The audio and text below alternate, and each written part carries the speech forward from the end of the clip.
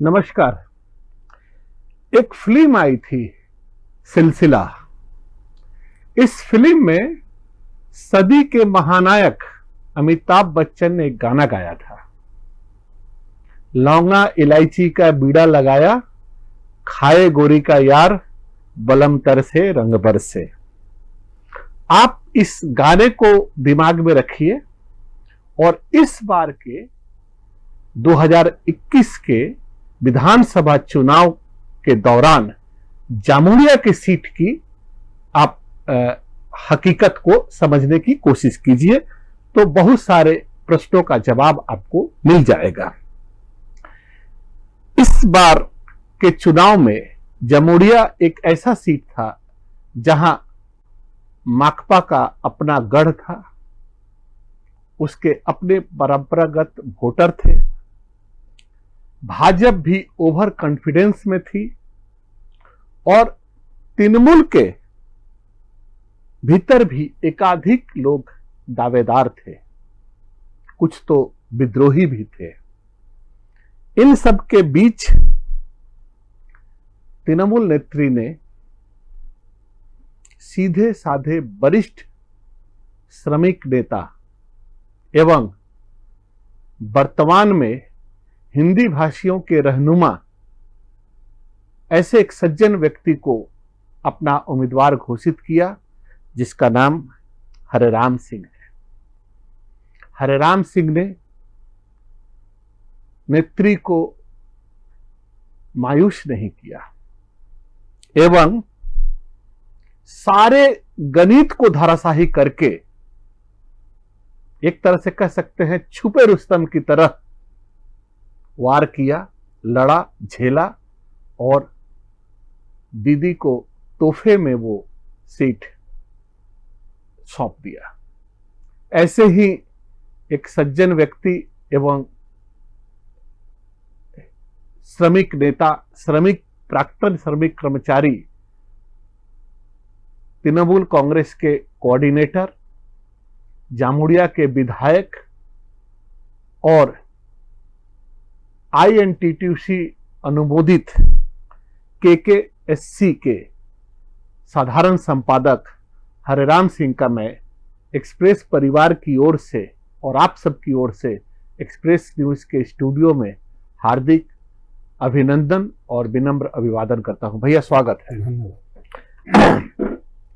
भूमिका के क्रम में मैंने जो कहा कि इस बार जामुड़िया में शायद आप पहले से कहीं नहीं थे, आपने बाजी मारी। गणित क्या था, कैसे संभव हुआ कि चारों खाने चित सारे लोग हो गए? देखिए, मैंने 40 साल से कोयलांचल में श्रमिक नेता के रूप में काम किया है और श्रमिकों का दुख दर्द को मैंने नजदीक से देखा। तृणमूल कांग्रेस के जन्म लग्न से ही मैं तृणमूल कांग्रेस के साथ हूं और तृणमूल कांग्रेस का श्रम संगठन कोयला खदान श्रमिक कांग्रेस INTTUC का मैं महामंत्री हूं। जब मैंने यूनियन शुरू किया था उस समय न मेरे पास कार्यालय था, न मेरे पास लोग थे, लेकिन धीरे धीरे हमने संगठन को आगे बढ़ाया और साथ में हमारे प्रेसिडेंट मुलाहिदा प्रथम से ही हैं। हम दोनों ने मिलकर के संगठन को ऊंचाई पर ले गया और आज के दिन में कोयला खदान श्रमिक कांग्रेस ECL का सबसे बड़ा श्रम संगठन है, ये सभी जानते हैं। इस कार्य को देख करके ममता बनर्जी ने मुझे जामुड़िया सीट दिया कि यह आदमी जो है जमीन का श्रमिक नेता है और जामुड़िया में चुनाव जीतना सबकी बस की बात नहीं थी। सारे लोग कह रहे थे। उसमें ममता दीदी ने भरोसा किया और मुझे जमुड़िया से टिकट दिया और मैंने उनके भरोसा के ऊपर खरा उतरा हूँ। और गणित क्या था, यूएसपी क्या था, मतलब पीछे की रणनीति क्या थी? पीछे की आपके पार्टी के लोग भी मानने के लिए तैयार नहीं थे कि हरिराम सिंह जमुड़िया से जीत जाएंगे। ना, वो बात सही है। बहुत कम लोगों को विश्वास था कि हम जमुड़िया से चुनाव जीतेंगे, लेकिन हमने नीचे के कार्यकर्ता जो तृणमूल कांग्रेस के थे उनको जोड़ा। अच्छा। और ग्रास रूट लेवल में जो काम किया हमने, पूरा विधानसभा का ऐसा कोई घर नहीं है जहां पर मैंने नहीं किया। और दो बातें रंग लाई इस चुनाव में। गणित यही था, दीदी ने जो काम किया और मैंने मेहनत किया, ये दोनों के कारण आज जो है जमुड़िया विधानसभा का मैं विधायक बन के आपके। लेकिन एक राजनीतिक प्रश्न ये भी था भैया कि वहां लोग ऐसा समझ रहे थे कि पार्टी के तरफ से अभिजीत घटक को प्रोजेक्ट किया जा रहा है और कम से कम पुण्यशशि राय भी आशा लगाए बैठे हुए थे, और जब आपका टिकट बचा तो लोगों को ऐसा लग रहा था कि भीतर घात भी हो सकता है। लेकिन आप लोगों को, आपको क्या इन लोगों का सहयोग मिला और पूरी पार्टी लड़ी तब शायद ये रिजल्ट आया कि इसके पीछे कुछ भीतर घात भी था? ना, ऐसा बात नहीं था। टिकट तो 294 वेस्ट बंगाल में है और 294 लोगों को तय करना है कि किसको टिकट देना है। उम्मीदवार बहुत हो सकते हैं, बहुत है, लेकिन ममता बनर्जी ने मेरे ऊपर भरोसा किया और टिकट दिया। और जिसका नाम आप ले रहे हैं वो सभी लोग ईमानदारी से मेरे साथ जो है काम किए और उसी का नतीजा है कि आज जो मैं विधायक हूँ, मैं अभिजीत घटक का आभारी हूँ। 1 साल से उन्होंने जमुड़िया में जो काम किया था उसका फल उसका भी लाभ हमको मिला है। ये इसको नकारा नहीं जा सकता। लेकिन एक चीज आलोचक तो भैया ये भी कहते हैं कि चूंकि आपके पुराने अध्यक्ष ने पार्टी छोड़ा, पार्टी के साथ दगा किया और उसके परिणाम स्वरूप हिंदी भाषियों को एकोमोडेट कहीं ना कहीं करना था, तो श्रमिक नेता के साथ साथ आपका जो संघर्ष रहा है उसके अलावा भी एक ये भी फैक्टर था कि हिंदी भाषियों का नया छत्रप तैयार किया जाए और उस रूप में आपको जमुड़िया से लड़ाया गया। आप क्या इसको नहीं मानते हैं कि कहीं ना कहीं ये फैक्टर भी आपके टिकट मिलने में कारगर था? ऐसी बात नहीं है। हाँ। ये जमुड़िया विधानसभा के अंतर्गत बीजेपी का प्रभाव बढ़ा था और हिंदी भाषियों का झुकाव बीजेपी की तरफ था और पार्टी ने सोचा कि यहाँ यदि हरिराम सिंह को कैंडिडेट बनाया जाए तो हिंदी भाषियों का वोट जो है तृणमूल कांग्रेस में आएगा। इसीलिए हमको जो है, और पार्टी के विश्वासी आदमी हम थे, संगठन में बहुत दिनों से काम कर रहे थे और जो पुराने अध्यक्ष थे वो गए आए, उससे कोई हम लोगों को ज्यादा फर्क नहीं पड़ता है। और यह कह देना कि हिंदी भाषी थे तो इसीलिए आपको जो है टिकट मिला, ऐसी बात नहीं है। दीदी ने मुझे विश्वास में लिया और उन्होंने मुझे टिकट दिया, जिसके कारण हमने वहां से विधायक चुना। नहीं, लेकिन मतलब आलोचक लोग तो भैया ये भी कहते हैं कि चूंकि मतलब जितेंद्र तिवारी ने पार्टी के साथ सब कुछ मिलने के बाद दगा किया, तो इसलिए उनका आक्रोश भी कुछ लोगों को आपके जिताने में कारगर रहा है, ऐसा लोगों का कहना है। आप क्या कहेंगे कि मतलब जो लोग उनसे नाराज थे, और एक तरह से समझ लीजिए कि आपको इस प्रश्न को आप इस रूप में लीजिए कि इस बार खेला होवे के साथ साथ एक इशू आपके पार्टी का बहिरागत इशू भी था, बहिरागत इशू भी था, और बहिरागत किसको कहा जा रहा था आप अच्छी तरह से जानते हैं। इसके बावजूद आपको टिकट मिलना और आपको आपका वहां से जीतना, ये समीकरण दोनों एक दूसरे के मतलब विपरीत चीजें हैं। इसको किस रूप में रेखांकित करेंगे? देखिए, जितेंद्र तिवारी के विषय में जो आप बात बोल रहे हैं, मैं ज्यादा उसके ऊपर चर्चा नहीं करना चाहता हूँ। ठीक है, व्यक्तिगत आलोचना होनी भी नहीं चाहिए। ज्यादा चर्चा नहीं करना चाहता हूँ।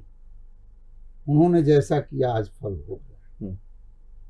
और जहां बहिरागत का प्रश्न है, तो बहिरागत के सवाल पर हमारी पार्टी ने जो दिल्ली और दूसरे प्रांत से लोग आकर के यहाँ प्रचार कर रहे थे, उनको बहिरागत किया है। जो बंगाल में रह रहे हैं, बरसों से रह रहे हैं, और हमारे, आपको मालूम होना चाहिए, मेरे दादाजी यहाँ रहे हैं, सर्विस किए, मेरे पिताजी सर्विस किए हैं, मैंने 40 साल 42 साल सर्विस किया, तो मैं तो यहाँ का हूँ।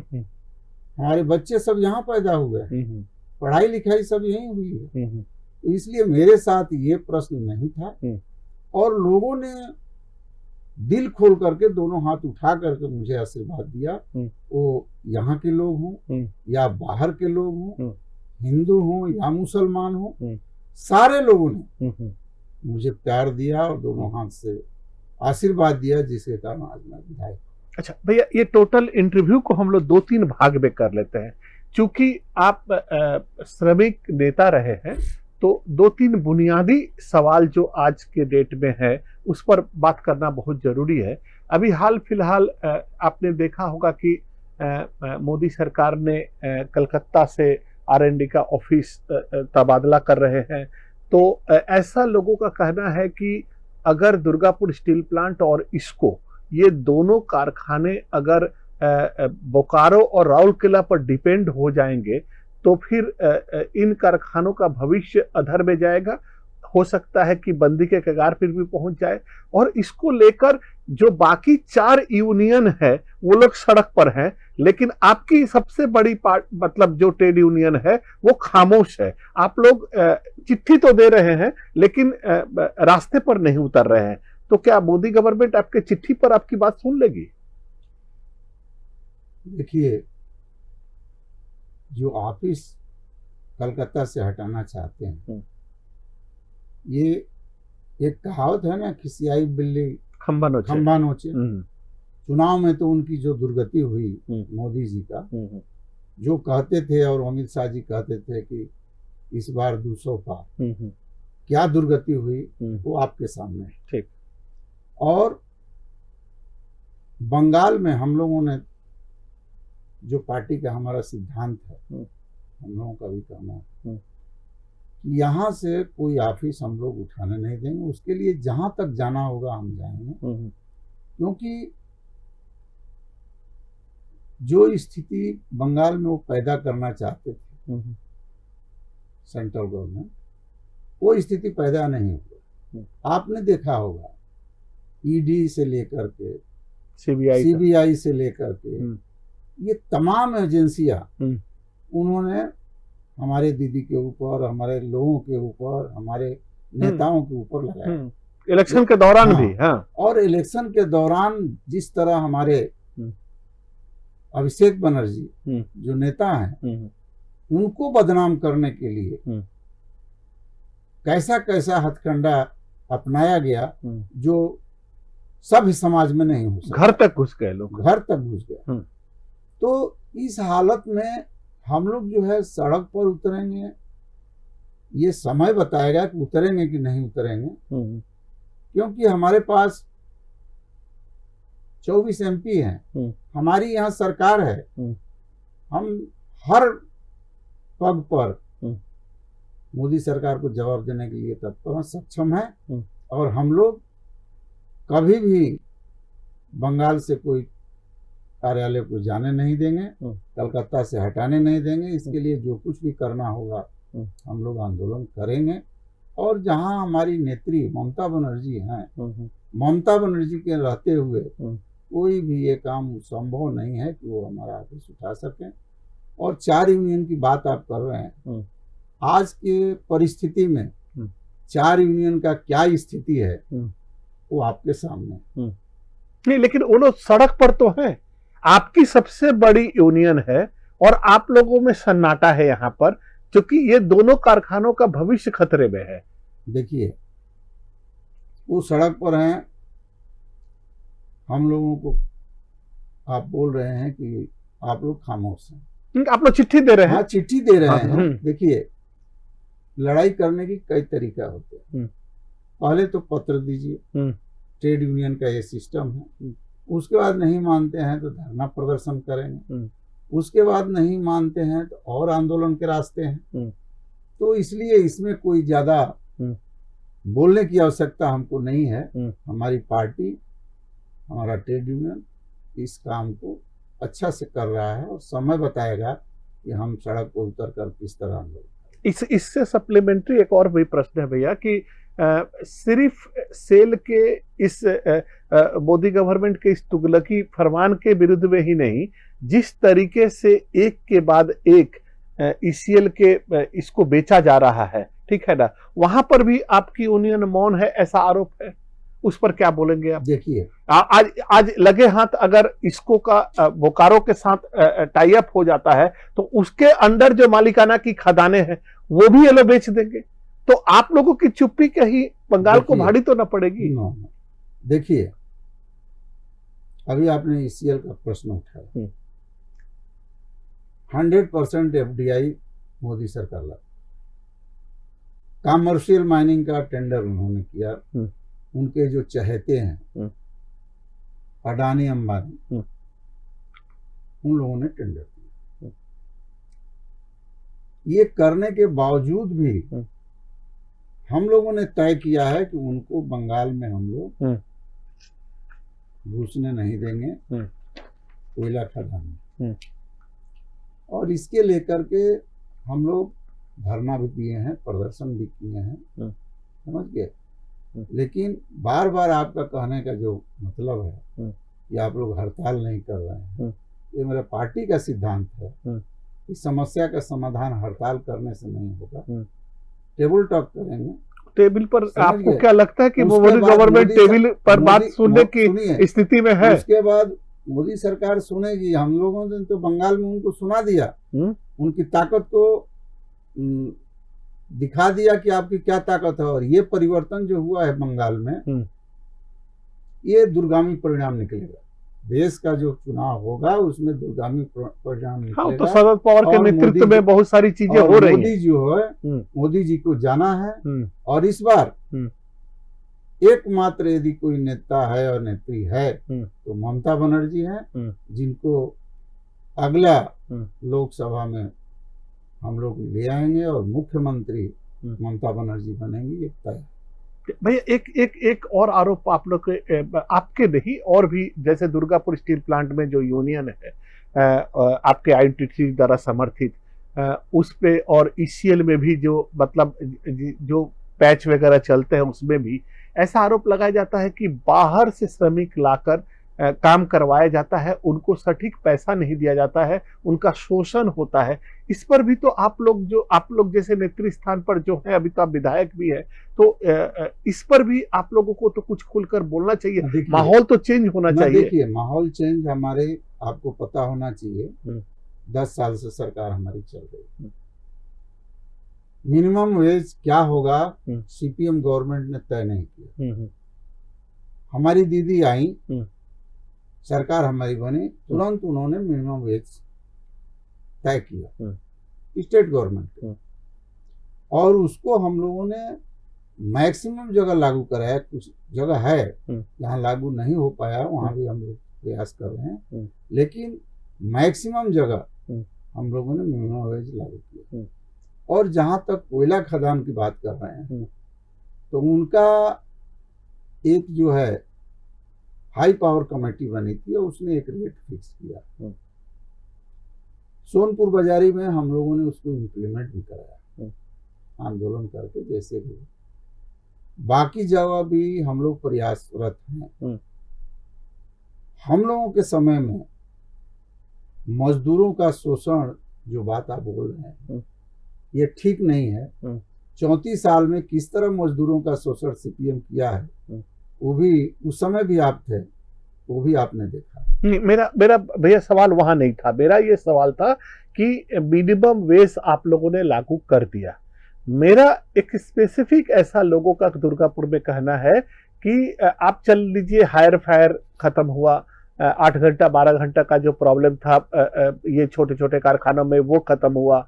एक उनका मिनिमम वेज खत्म हुआ। कुछ हद तक ये भी मान लिया जाए कि छोटे छोटे कारखानों में जो मिनिमम वेज है लोगों को मिलता भी है, लेकिन बड़े कारखाने में, मैं दुर्गापुर स्टील प्लांट और ईसीएल की बात करता हूं, जहां मजदूरों का मान लीजिए से अगर 800 रुपया पर डे का पगार है तो उनके हाथ में 300 रुपया लगते हैं और बाकी पैसे कलकत्ते चले जाते हैं, ऐसा आरोप है। इस पर आप जैसे वरिष्ठ नेता क्या बोलना चाहेंगे? ये बिल्कुल गलत है। हाँ।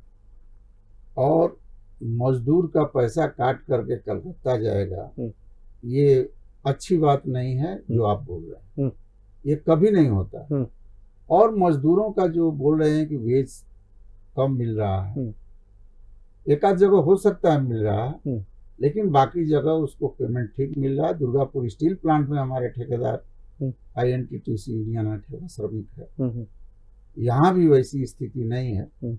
और CPM और BJP का तो काम है हमारे अगेंस्ट में प्रचार करना, किस तरह तृणमूल कांग्रेस को बदनाम किया जाए, ये उनकी साजिश है। जो बात आप बोल रहे हैं ये ठीक नहीं है, गलत। अच्छा, दूसरी चीज, अभी चूंकि इस बार के निर्वाचन से बहुत सारी चीजें स्पष्ट हो गई हैं। एक तो डेवलपमेंट का काम, और बाकी जो जन प्रकल्प जो मुख्यमंत्री ने चालू किया था, चाहे वो स्वास्थ्य साथी के माध्यम से हो या दुआरे सरकार के माध्यम से हो, तो उसका फायदा आपके सरकार को मिला है, इस निर्वाचन में आपके पार्टी को मिला है।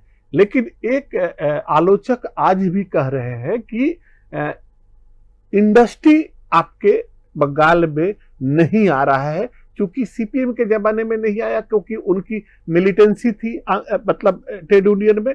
और आप लोगों के यहाँ पर एक्सटोर्शन एक ऐसा मामला है जिससे कोई भी शिल्पपति यहाँ पर इन्वेस्ट करने के लिए तैयार नहीं है।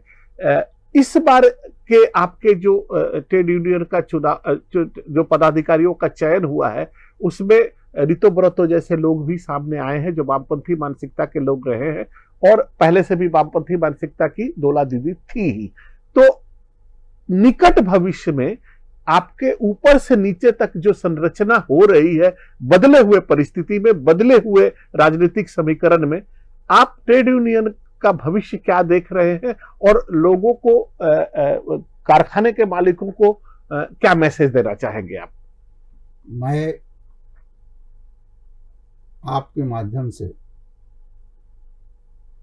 जितने कारखाने के मालिक हैं, मैं सबको यही कहूँगा कि बंगाल जैसा शांत जगह आपको कहीं नहीं है, और बंगाल में आप आकर के इंडस्ट्री लगाइए। यहाँ कोई भी प्रॉब्लम होगा उसके लिए हमारी नेतृत्व तत्पर रहती हैं, और ज़रूरत पड़ता है तो नेत्री हमारी हस्तक्षेप करती है। तो इसलिए कोई उसमें चिंता की बात नहीं है। यहाँ सारी सुविधा हमारी गवर्नमेंट देगी। और इस बार जो चुनाव हम लोग जीत के आए हैं, इसमें हम लोगों का लक्ष्य है कि ज़्यादा से ज़्यादा बंगाल में काम हो। और ट्रेड यूनियन में तो परिवर्तन होते रहता है। नौजवान को ले आया गया है, स्टेट का INTTC का प्रेसिडेंट बनाया गया है, डोलारी ऑल इंडिया प्रेसिडेंट है। तो अच्छी बात है, नई ऊर्जा के साथ अच्छा काम होगा, इसमें कोई ऐसी चिंता की बात नहीं है। और जो टीम बनी है नीचे से ऊपर तक जो बन रहा है, बहुत सोच समझ करके हमारी नेत्री बना रही है, जिसके ऊपर भरोसा है, जो काम करने लायक है, जो काम कर सकता है, उसी को पद दे रही है। लेकिन एक तो नेत्री का ये भी आदेश था एक समय में कि एक यूनियन एक यूनिट में, वो क्या अभी लागू हो रहा है? जी, ये बात जो है उन्होंने बार बार कहा कि भाई एक इंडस्ट्री में एक यूनियन हमारा। कई जगह गड़बड़ियाँ थी, आपको दुर्गापुर में ही था, लेकिन आज के डेट में दुर्गापुर में एक ही यूनियन है, हर फैक्ट्री में INTTC का एक यूनियन।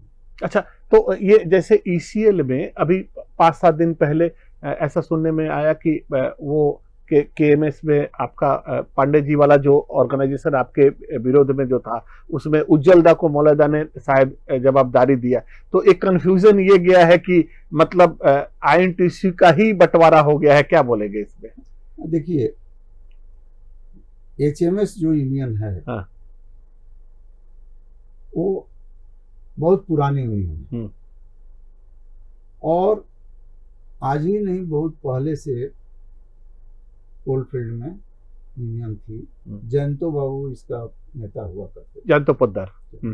उनके मरने के बाद एसके पांडे को पदाधिकारी बनाया गया, जनरल सेक्रेटरी आ गया। बीच में तो वो मेयर साहब से मिलकर पावरफुल बना के दिए थे। जो है, देखिए, आपकी जड़ें काट रहे थे ना, बैसाखी के ऊपर चलने वाले आदमी इतना दिन तक बैसाखी को चलेगा, जब बैसाखी टूट जाएगा तो क्या हालत होगा। आज उनकी यही हालत। मतलब आप वो लड़ाई आप व्यक्तिगत स्तर पर आपके घर तक आ गया था, तो वो उस पर हम ध्यान नहीं दिए। और हमारे जैसा शांति प्रिय आदमी अपने संगठन को पकड़ के रखा और संगठन ठीक से चला। जो 4-5 दिन की घटना की बात कर रहे हैं, तो उसमें हमारे ये क्या है, गणित क्या है? गणित, इसमें कुछ ऐसी बात नहीं है। मुलायदा हमारे मंत्री हैं और एचएमएस तो प्रचार किया था, पेपर में भी आया था कि मुलाई घटक उद्घाटन करेंगे ऑफिस का। आप देखे होंगे, टीवी में भी आया था, फेसबुक में आया था, लेकिन वो तो नहीं गए, नहीं, क्योंकि आईएनटीटीयूसी के वो पदाधिकारी हैं, हमारे यूनियन के प्रेसिडेंट हैं। और उन्होंने बहुत, पांडे जी ने चेष्टा किया कि चलो तिवारी का बैसाखी टूट गया है तो मुलायदा का बैसाखी पर पकड़ ले। अच्छा, समझ गए? तो वो तो हुआ नहीं। उज्ज्वलदा को भी इन लोगों ने निमंत्रण दिया था, तो उज्ज्वलदा ने उद्घाटन किया है। उज्ज्वलदा गए थे और उसमें थे उद्घाटन में। और इसके लेकर के हमसे उज्ज्वलदा को भी बात हुई है। वो प्रेसिडेंट नहीं रहने वाले हैं, ना उन्होंने लिखित दिया है, ना कुछ। तो इसका मतलब उसका स्टेटस क्या है? मतलब अभी आज के डेट में उसका लोकस स्टडी क्या है? एचएमएस का? एचएमएस का स्टेटस क्या है उस विषय में हम क्या बोल सकते हैं। अच्छा, अब उनको बैसाखी खोज रहे हैं तो बैसाखी जहाँ मिले जाएंगे, उसके लेकर के हमको ज्यादा कुछ बोलना नहीं है। नहीं, मतलब इससे मतलब मान लीजिए कि आपके और उनके द्वैरथ में श्रमिकों का तो कुछ बुरा नहीं होने वाला। ना, ऐसा है कि हमारा यूनियन अलग है, उनका यूनियन अलग है। उनका सेंट्रल ट्रेड यूनियन है। अच्छा, एचएमएस। अच्छा, जेवीसीसीआई के मेंबर हैं। अच्छा, वो बड़े नेता हैं। अच्छा, उनका अलग बात है। हम लोग जो है कोयला खदान श्रमिक कांग्रेस, हम लोग आईएनटीटीयूसी चलाते हैं। हमारी पार्टी जो है सेंट्रल ट्रेड यूनियन में नहीं आता है। तो प्रचार करते हैं कि भाई सेंट्रल ट्रेड यूनियन हमारा है। अच्छा, लेकिन यहाँ बंगाल में कौन अच्छा काम कर रहा है, क्या कर रहा है, तो हमारे मजदूर देख रहे हैं। अच्छा, समझ गए? तो उनका स्टेटस क्या होगा, ये 2-4 महीना में आप देख लीजिए। अच्छा, ये मैं आपसे ये पूछना चाहता हूँ, अगर जिस तरीके से मोदी गवर्नमेंट सारी पब्लिक सेक्टर को बेच रही है, ईसीएल का भविष्य आप कहां देख रहे हैं इस बदले हुए माहौल में? देखिए, कोयला देश को चाहिए, उसका अल्टरनेट अभी इतना जल्दी व्यवस्था नहीं। ठीक। और कोयला राष्ट्रीयकरण हुआ है, कोयला के ऊपर जल्दी वो हाथ नहीं लगाएंगे बेचने के लिए। अच्छा, समझ गए? क्योंकि वो भी समझते हैं कि आज जो है यहाँ के मजदूर बहुत सजग हैं। यदि हम ऐसा कोई गलत कदम उठाते हैं तो ठीक नहीं होगा, देश के लिए ठीक नहीं होगा। तो इसलिए मैं उनसे यही रिक्वेस्ट करूंगा आपके माध्यम से कि आप जो हैं कोयला को कम से कम छोड़ दीजिए। देश की मैंने डाइन भी 4 घर छोड़ के खाती है, तो कम से कम डाइन 4 घर छोड़ती है, तो कम से कम ईसीएल कोल इंडिया तो छोड़ दीजिए। बाकी जगह जो कर रहे हैं करिए। हम तो उनसे यही करेंगे कि भाई कहीं मत करिए।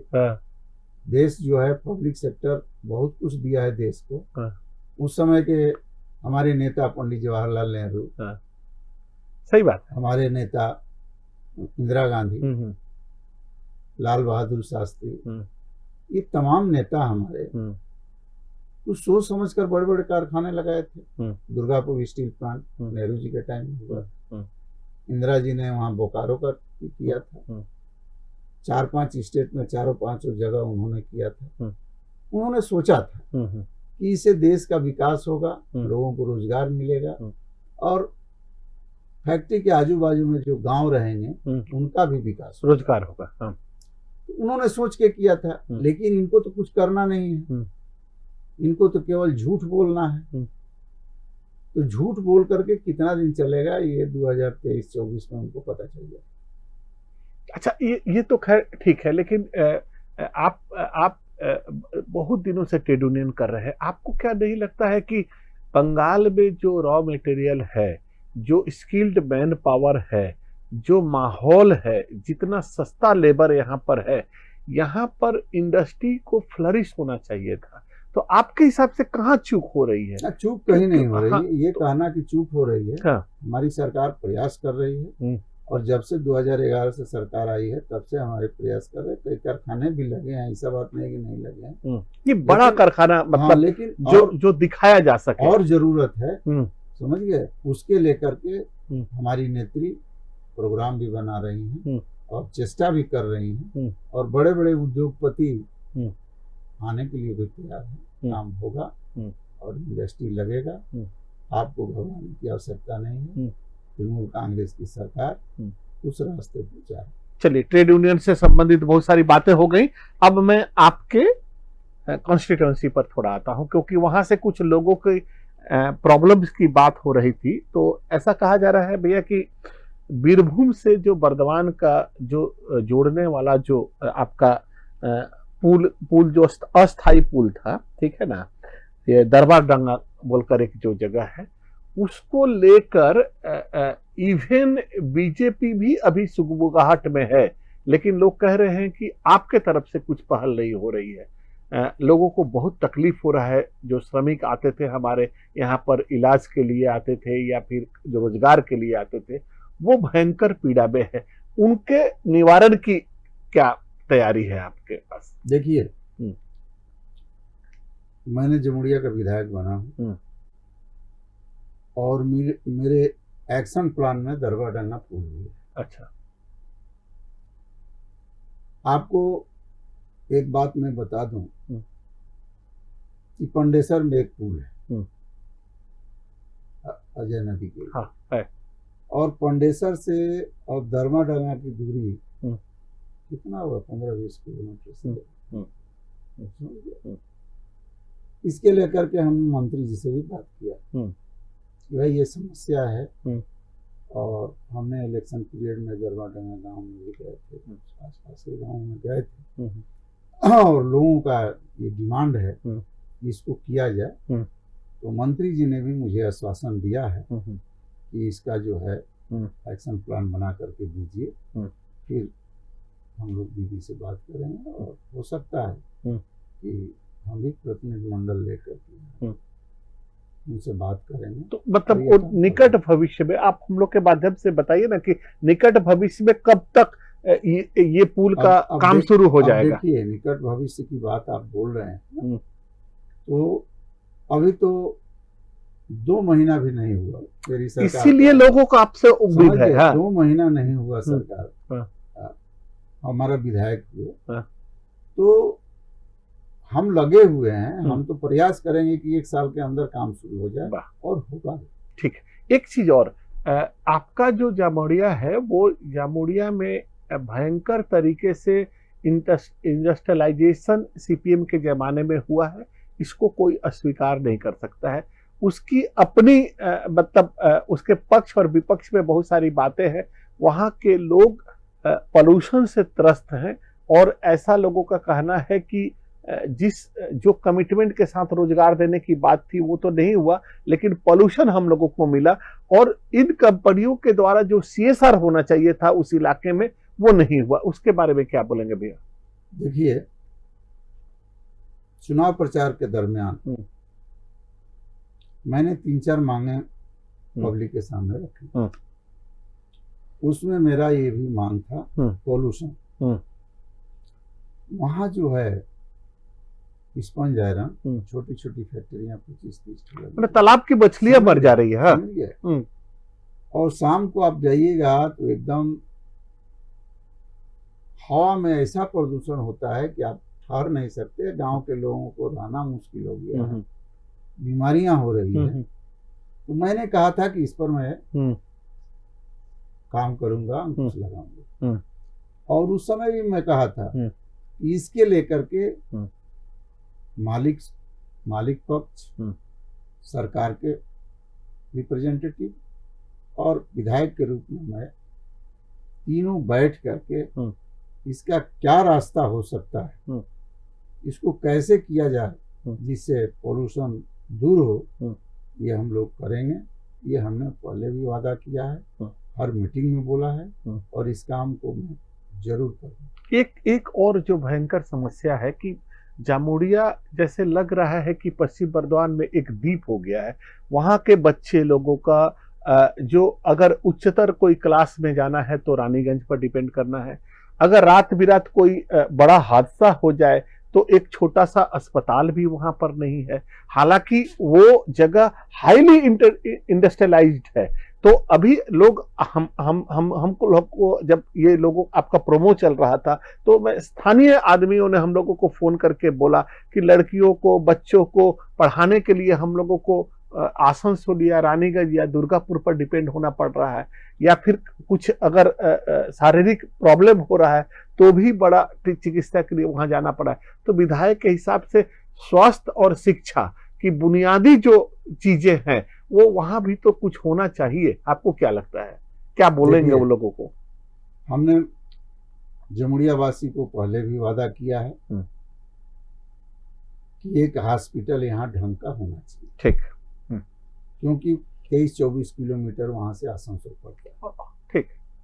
तो असुविधा है, वहाँ एक ट्रीटमेंट का कोई जगह नहीं, बढ़िया ट्रीटमेंट हो। तो हॉस्पिटल के लिए हम प्रयास करेंगे, हम इस काम को करेंगे। और जहाँ तक कॉलेज की बात है, हमारे विधानसभा में एक कॉलेज चुरलिया में, एक चुरलिया में है, बाकी जगह नहीं। तो कॉलेज का भी मेरे दिमाग में है, इस काम को भी हमको करना है। और आपके माध्यम से मैं जमुड़िया वासी को कहना चाहता हूँ कि हमने जो वादा किया है आपके सामने, और आपने मुझे आशीर्वाद दिया है कि स्कूल, हॉस्पिटल, पोल्यूशन, धर्माडंगा पुल, ये मुख्य मांगे, और एक साथ साथ फायर ब्रिगेड, बहुत सी फैक्ट्रियां हैं वहाँ, फायर ब्रिगेड की जरूरत है। ये प्रमुख 5 मांगे हैं।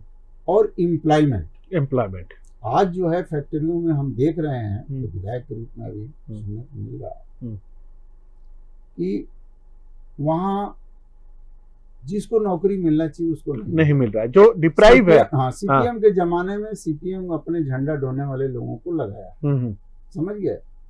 टीएमसी के कार्यकर्ता को, टीएमसी के वर्कर को आज भी वहां पर जगह नहीं मिला।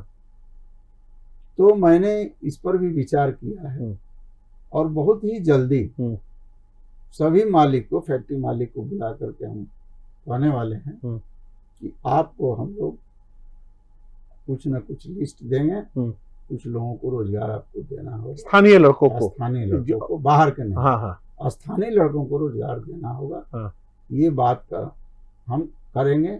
इसके लिए चर्चा ऑलरेडी हो चुकी है, सभी को हम बुलाने का भी प्रोग्राम बनाए। दूसरा, सीएसआर की बात आपने कर रहे हैं, बात सही है कि सीएसआर में जो काम होना चाहिए वो नहीं हुआ।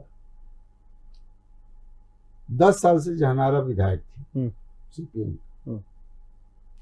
उनको कोई मतलब नहीं, वो तो पार्टी के नेता लोग चलाते थे, वो चलाते थे, उनको मतलब नहीं था। उनको केवल वहां तो वसूली होता था, उन लोगों का पॉकेट गर्म होता था, उस पर जो है कोई काम तो ध्यान देना नहीं था। जब से हमारी सरकार आई है हम लोगों ने कुछ किया है, लेकिन तब भी विधायक जो है सीपीएम की। हमने जब से आया है, हमने 2-3 बड़े बड़े मालिक को बुलाया, जैसे आपका सामसेल है, सुपर है, तो इनका बड़ा इन्वेस्टमेंट है। हाँ, बड़ा है, बड़ा इन्वेस्टमेंट है। इन लोगों को हमने बुलाया और इनको कहा कि भाई आप लोग जो है यहाँ से पैसा कमा के ले जा रहे हैं, एक स्कूल, एक अस्पताल, एक स्वास्थ्य केंद्र, मैंने ये यहाँ डेवलपमेंट होना चाहिए आपके द्वारा। लेकिन मुझे खुशी हुई कि फैक्ट्री मालिक लोगों ने बोला कि विधायक जी हमको लिस्ट दीजिए कहाँ कहाँ काम करना है, कौन हॉस्पिटल को हमको बनाना है, आपका हेल्थ सेंटर का हालत ठीक नहीं है उसको हम ठीक कर दें, और रोड बनाना है हमको लिस्ट दीजिए, हम CSR के अंतर्गत काम करेंगे। तब मुझे मालूम हुआ कि लगता है कि कभी भी विधायक प्रयास मांगा ही नहीं, बिना रोए तो माँ भी बच्चा को दूध नहीं पिलाती। ये तो अपने लोग देना चाहते हैं। और आपको सुनकर के ताज्जुब होगा, एक मालिक से हम बोले कि भाई देखो जमुरिया में एम्बुलेंस की कमी है, कोई एम्बुलेंस नहीं है, उसने तुरंत स्वीकार किया मेरी बात, ठीक है एम्बुलेंस आपको 1 महीने के अंदर पहुंच जाएगा। तो लोग देने के लिए हमारे तैयार हैं, हमको लेने की बुद्धि लेने वाला भी कोई नहीं चाहिए। हाँ। लेकिन आज तक तो कोई था नहीं। लेकिन भैया आप इस रूप में नहीं देखेंगे कि मान लीजिए कि इस पूरे जिले में उन्नयन का लाइफलाइन अगर कुछ है तो वो ADDA है, तो ADDA के नजर में भी जामुरिया अनवांटेड चाइल्ड की तरह था। क्योंकि आज आपको मैं बता रहा हूं, ADDA हो चाहे वो SBSTC हो, आज आपके मुख्यमंत्री, हमारे मुख्यमंत्री काजी नजरुल को अंतरराष्ट्रीय स्तर पर प्रचारित करने के लिए आज एयरपोर्ट का नामकरण करती हैं, और वो बांग्लादेश के यहाँ पर राष्ट्र कवि भी है। लेकिन आपका जामुरिया से चुरुलिया का जो संपर्क है वो अवैध 2-3 टैकर पर डिपेंड करता है, एक बस तक नहीं जा रहा है। मान लीजिए कि भरबन पिपासु लोग चुरुलिया के नाम से या तो शांति निकेतन या चुरुलिया जो घूमने आते हैं, उनके पास क्या परिकल्पना है? तो ADDA भी तो वहां पर आपके उन्नयन के नाम पर कुछ नहीं किया, जो रास्ता का जो हालत है, तो आपके ही तो चेयरमैन है, आप क्यों नहीं अभी बात करते हैं? अभी 3 काम चल रहा है ADDA का। हाँ। और कल ही चेयरमैन साहब से मेरी मुलाकात एक मीटिंग में हुई थी। अच्छा। और तापसदा को हमने बोला कि हमको जमुरिया को लेकर के आपसे बात करनी है। उन्होंने मुझे कल का टाइम दिया है। अच्छा। जो बात हम अभी कर रहे हैं, मतलब हर जगह उन्नयन हो रहा है। हाँ, लेकिन जामुरिया में इंडस्ट्री है, वहां से रॉयल्टी ले रहे हैं, पैसा ले रहे हैं लोग, लेकिन वहां उन्नयन के नाम पर हमको टाइम दिया है। हाँ। और मेरे पास प्लानिंग है। हाँ। क्या काम करना है। हाँ। और ADDA भी हमारा पूरा सहयोग करेगा। हाँ। इसमें कहीं डाउट नहीं है। हाँ। सब अपने लोग हैं। हाँ। सब चाहते हैं कि विकास हो। हाँ। सब चाहते हैं कि लोगों तक हमारा मैसेज पहुंचे। हाँ। हम काम करके दिखाएं। हाँ। नेत्री काम करने के लिए न रखी है। हाँ। किसी को विधायक बनाई है, किसी को चेयरमैन बनाई है, किसी को मंत्री बनाई है। तो इस विषय पर भी हमने कल ही बात किया। अच्छा, नहीं, मैं अपने दर्शकों को ये मैसेज आपके माध्यम से देना चाहता हूं। अगर आप अभी 2 महीने हुए, आपसे बहुत ज्यादा इसी वक्त उम्मीद करना गलत है, लेकिन आपकी अपनी डेवलपमेंट की रूपरेखा होगी। जामुरिया के साथ शोषण हुआ है, ऐसा वहां के लोगों का मानना है। आपकी प्राथमिकता क्या है? 5 काम अगर प्रायोरिटीज में करना है तो आप हम लोग के माध्यम से बताइए कि वो 5 प्रमुख काम इमीडिएट आप क्या सोच रहे हैं करने की। सुनिए, 34 साल CPM की सरकार थी। उन्होंने क्या किया जमुरिया में आपको पता है। 10 साल इधर में उन्हीं के MLA थे जहां अभी जो है हमने चुनाव जीता है वहां से। और हमने 5 काम के विषय में बोला। पहला काम जो है एक हॉस्पिटल का व्यवस्था करना है। दूसरा काम जो है हमको वहाँ कॉलेज की व्यवस्था करना है। तीसरा काम है एक फायर ब्रिगेड हमको करना है। हाँ। जैसे भी हो एक स्टेशन वहाँ बनाना है। चौथा काम हमारा दरबारडंगा पुल का है, समझ गए। और पॉल्यूशन का है। 5 काम जो 5 का प्राथमिकता है। और मैं जमुरिया वासी को कहना चाहता हूँ कि आपने मुझे आशीर्वाद दिया है। मैं आपके विश्वास के ऊपर, आपने मुझे विश्वास किया, मैं विश्वास का जो है ऋणी हूँ। मैं ऋण जरूर काम करके लौटा हूँ। इसमें मतलब ये प्राथमिकता पर ये सारी कामें आप शुरू करने वाले हैं। ठीक है भैया। हो अब गया। अब बस अब एक समापन का दौर चल रहा है, 5 मिनट में मैं समाप्त कर दूंगा। तो अभी नया अध्यक्ष क्या आपका कोई आ रहा है जिले ना, का? इस विषय में पार्टी सोचेगी, इसमें हम कुछ नहीं। नहीं, आप दावेदार तो आप भी ना हैं। ना ना, हाँ? कभी नहीं। हमने कभी दीदी से न टिकट मांगा, हाँ, न कभी कोई पद मांगा है, हाँ, और मैं न कोई दावेदार हूँ। हाँ। मैं इस विषय में कुछ नहीं बोल सकता। पार्टी जो निर्णय देगी अच्छा, लेगी पुण्य शोषी राय को और अभिजीत खट्टर को एकोमोडेट कैसे करेंगे? वो दोनों हमारे लिए ठीक है, दोनों प्रिय हैं, दोनों मेरे लिए काम। मेरा आखिरी सवाल, आप मूलतः भैया कहाँ से हैं? हम यूपी बलिया के रहने वाले। बलिया, अच्छा, चंद्रशेखर जी के? हाँ, अच्छा, बलिया के। अच्छा। तो आप समापन में आपके जिला के लोगों को और अपने क्षेत्र के लोगों को कोई मैसेज देना चाहें? मैं अपने जिला के लोगों को, अपने गांव के लोगों को मैं यही कहूँगा कि आप लोग जो है, सभी लोग आने वाले समय में ममता बनर्जी के साथ रहेंगे, और वहां से भी, यूपी से भी हम लोग चुनाव लड़ेंगे। अच्छा। और वहां भी तृणमूल का झंडा फहराएंगे। धन्यवाद। एक बात पर भैया आज हम लोग के पास समय निकाले आए, हमारी शुभकामनाएं हैं, आप आगे बढ़िए और हिंदी भाषी, बांग्ला भाषी नहीं, पूरे समाज का भला हो, जमड़िया वासियों का भला हो। आपको एक्सप्रेस परिवार की ओर से अभिनंदन।